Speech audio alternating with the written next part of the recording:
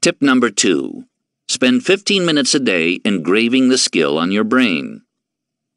What's the best way to begin to learn a new skill? Is it by listening to a teacher's explanation, reading an instructional book, just leaping in and trying it out?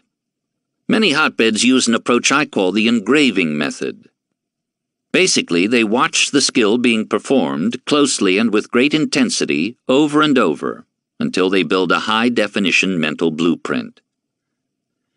A few years back, for the TV show 60 Minutes, the tennis teacher and author Timothy Galway assembled a group of middle-aged people who'd never played tennis before.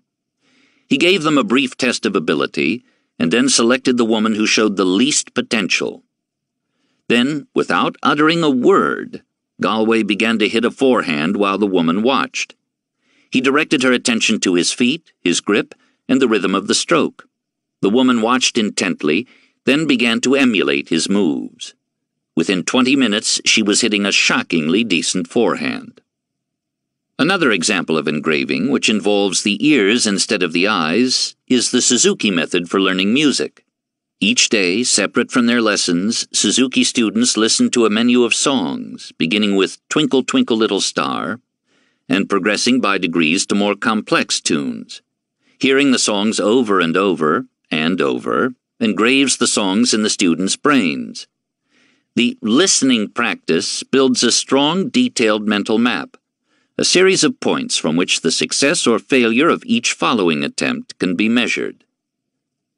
The key to effective engraving is to create an intense connection, to watch and listen so closely that you can imagine the feeling of performing the skill. For physical skills, project yourself inside the performer's body. Become aware of the movement, the rhythm.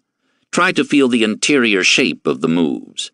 For mental skills, simulate the skill by recreating the expert's decision patterns. Chess players achieve this by replaying classic games, move by move. Public speakers do it by re-giving great speeches complete with original inflections. Musicians cover their favorite songs. Some writers I know achieve this effect by retyping passages verbatim from great works.